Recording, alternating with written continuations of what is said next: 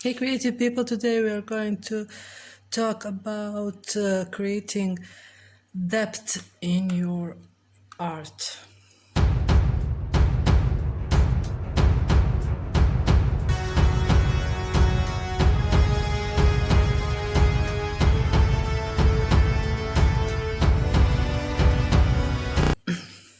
Okay, so uh, for creating depth in your art, there's multiple ways to do that, but we are going to talk about a few today. So, when you're starting with your painting, you have to decide where is your position of your objects, what is in the background, in the foreground. So, we are start with that. So, let's explain this with some kind of landscape. It doesn't matter. So, let's say that here is your horizon line. I'm painting on a piece of paper, so it's not going to be some quality work, but that's not important for today. So let's see, this is a horizon line, maybe, okay, this is sky. We have maybe some hills there, and maybe some there, and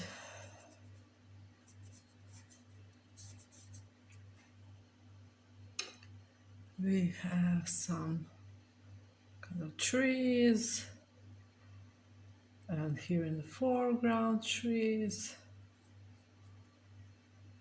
and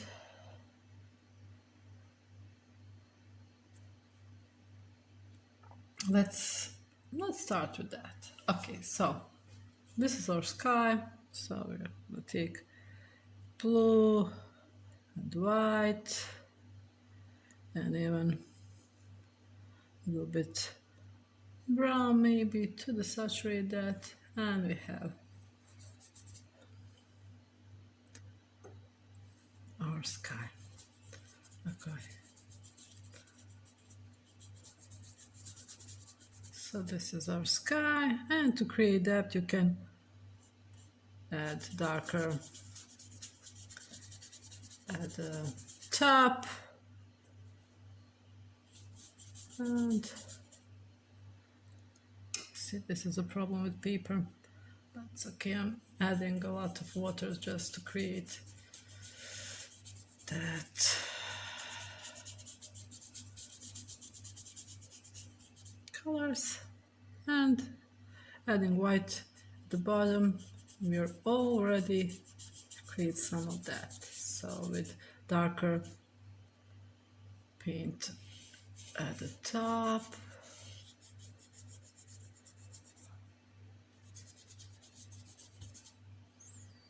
and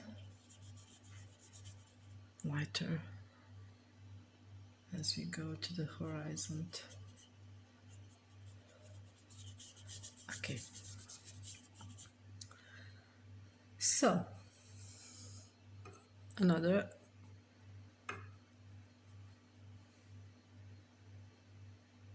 thing is a line. When I talk about lines, that's I mean that in the foreground you have bigger lines, actually thicker lines. As we go to the background, we're going to take every step thinner lines,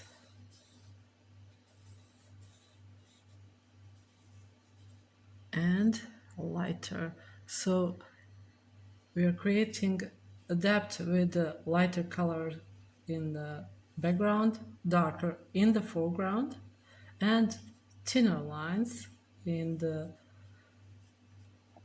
background and thicker in the foreground. As we progress to the foreground using thicker and thicker lines.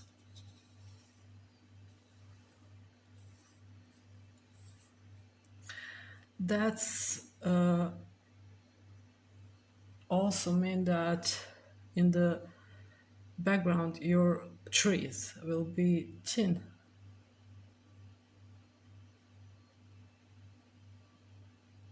and of course lighter, but we are talking about lines now. Thin lines.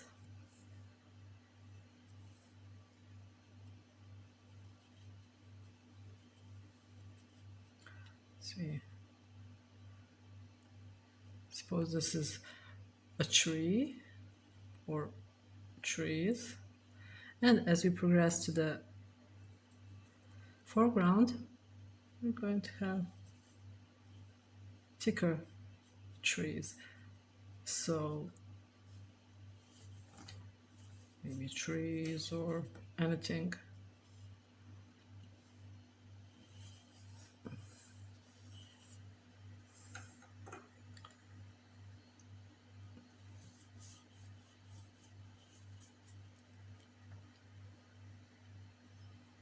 And here I'm going to have a big tree because it's near and it looks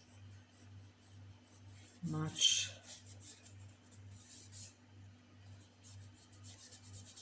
bigger.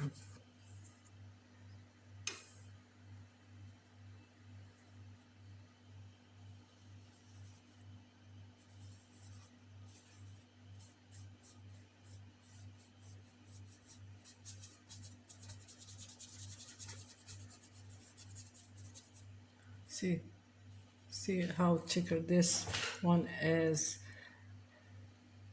and these are so thin, basically just lines. Okay, that's how we create that with lines. The other one is I'm sorry, soft and hard edges. So when we have some things in the background like these mountains or trees or whatever, that lines will be just softer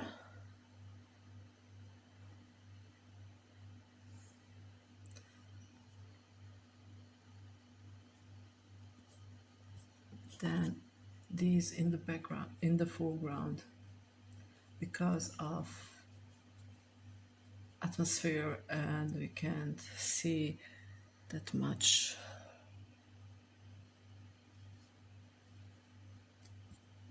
In the foreground, so here's some trees there.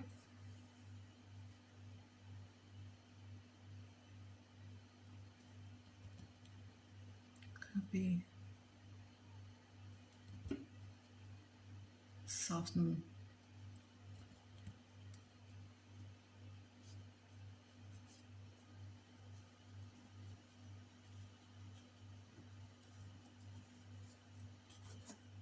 But this in the foreground will be harder. So we're in the foreground, where the object is near to us, we can define perfectly every line because it's near and there's not a disturbing atmosphere in our view.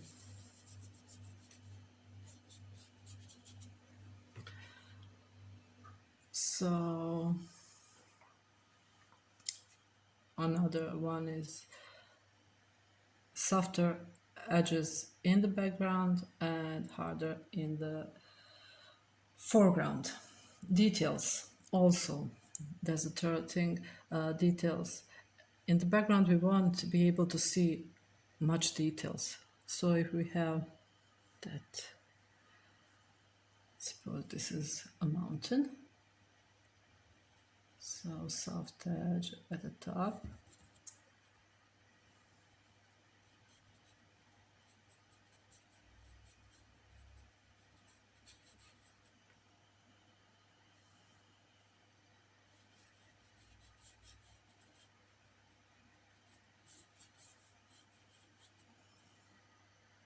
And add some details. So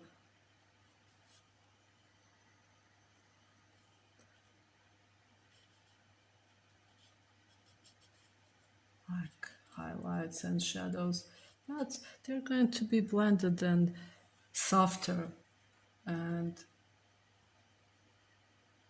not defined like the ones in the foreground. So see, this is a tree, you have some highlights and some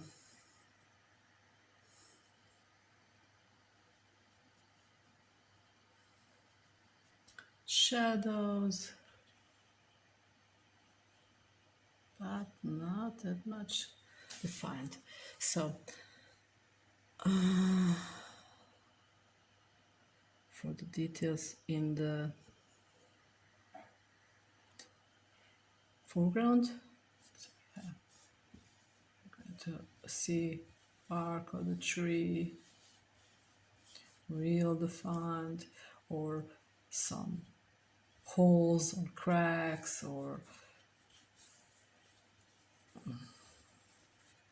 detail on branches.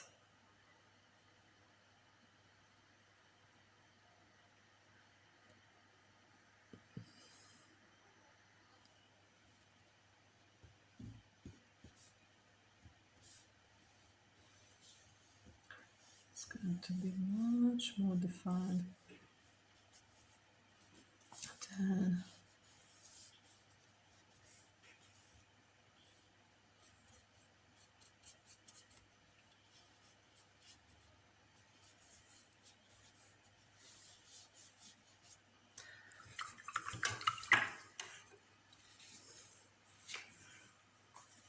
take it.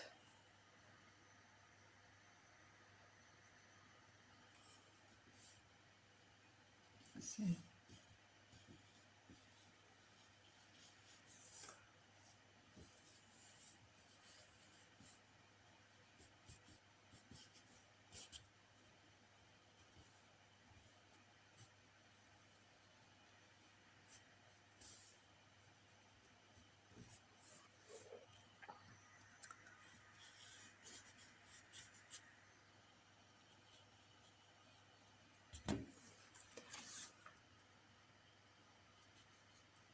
Be able to see texture of this.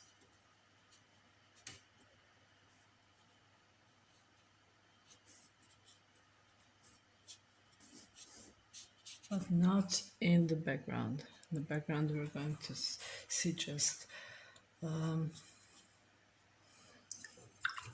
some blurrier lines as further is object, less details we'll be able to perceive. Okay. Another thing is color, and color is most common to achieve depth in the painting and easiest way,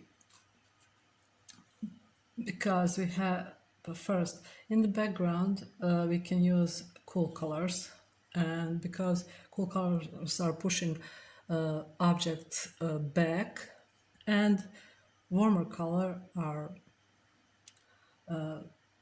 in the foreground, and we can create depth that much easier. So I'm gonna add a little bit red and or burnt umber or any cool color. If you use just blue cooler in the background and maybe ultramarine, or add a little bit red to create purple in the foreground. See, other thing with color, the background colors are less saturated than these in the foreground. So in the background, I'll always use a little bit complementary color to desaturate your main color, or add a little bit gray, or just desaturate that color. And in the foreground, we have much more saturated colors.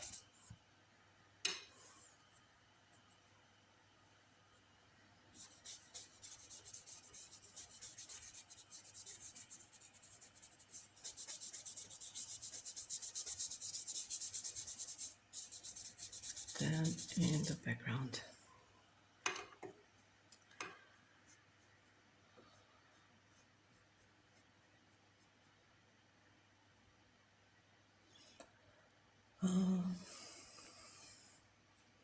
Okay, so lighter colors in the background, and so we have some distant mountains and hills, and we're gonna use lighter colors mixed with color of your sky. And as we move to the foreground, darker and darker and more saturated colors, we're going to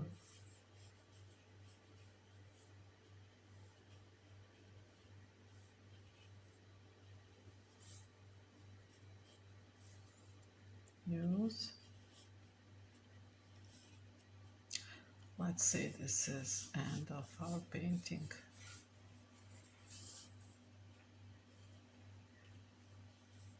So we have some hill here, going to be darker and much more saturated than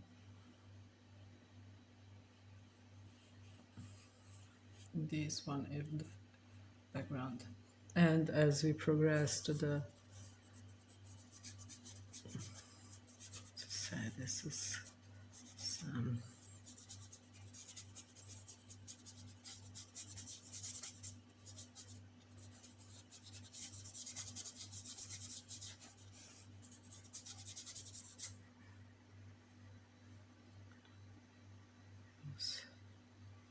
much more. Okay, saturated color there. So this is a few ways that you can use for create depth in your painting. And I'm going to talk about just one more, and that's a glazing. When you are creating portraits or animals or pretty much anything, less in the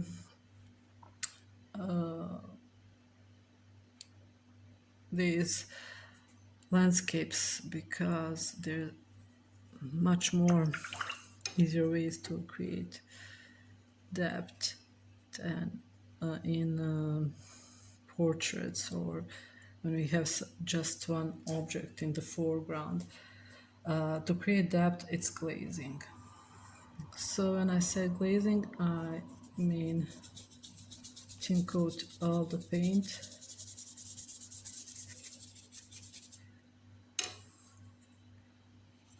that you're adding on the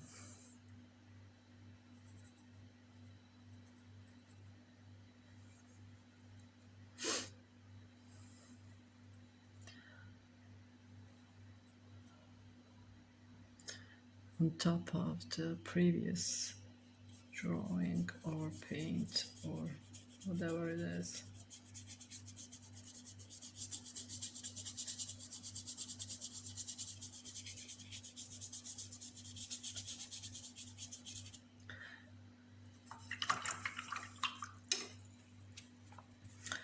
So, for example, I'm gonna take thin coat of red. Say I wanna go on this one. Just go on the dry surface and see how tint this.